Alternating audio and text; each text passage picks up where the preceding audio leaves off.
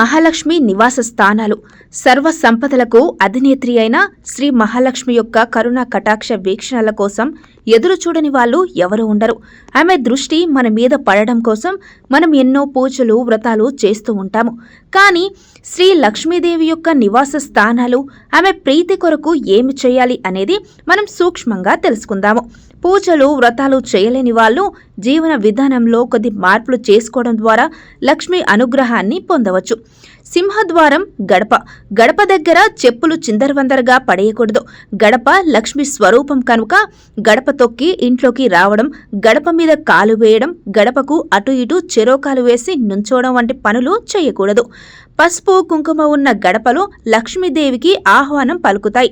అందువల్ల ప్రతి శుక్రవారం గడపకు పసుపు కుంకుమతో అలంకరించాలి. ప్రధాన ద్వారం తలుపు మీద ఎర్రని కుంకుమతో స్వస్తిక్ గుర్తు వేసినా మంచిదే.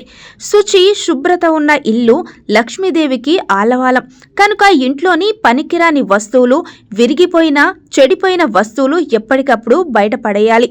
చెడిపోయిన గడియారాలు, విరిగిపోయిన అద్దాలు, చిరిగిన వస్త్రాన్ని ఇంట్లో అస్సలు ఉంచకూడదు. ముగ్గు వేసిన వాకిలి గుండా లక్ష్మీదేవి ఇంట్లోకి ప్రవేశిస్తుంది. అందుకే తెల్లవారే వాకిలి ఊడ్చి ముగ్గులు వేసుకోవాలి. ఇంటి ఇల్లాలు గట్టిగా గొంతు పెట్టి మాట్లాడడం, నట్టింట్లో చెడు మాటలు, చెడు తిట్లు తిట్టడం వంటివి చేయకూడదు.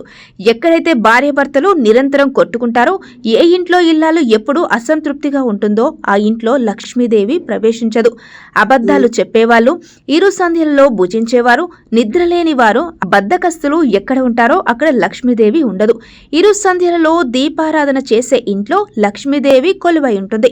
సాయం సంధ్యా వేళల్లో సాంబ్రాణి ధూపం ఇంట్లో వేసినా మంచిది. సత్యవాదులు, ధార్మిక నైతిక ప్రవర్తన ఉన్నవారి పట్ల లక్ష్మీదేవి ప్రసన్నురాలై ఉంటుంది. వెండి బంగారం వంటి లోహాలలో, రత్నాలు ముత్యాలలో లక్ష్మీదేవి కొలువై ఉంటుంది.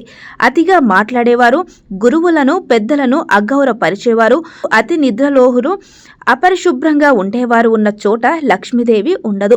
ప్రతి శుక్రవారం తలస్నానం చేసి ఎర్రని వస్త్రాలు, పువ్వులు ధరించి లక్ష్మీ పూజ చేసేవారు ఆమె అనుగ్రహం పొందుతారు. చిల్లర పైసలను, పువ్వులను, అన్నాన్ని నిర్లక్ష్యంగా పడేసేవారు ఆమె అనుగ్రహం పొందలేరు.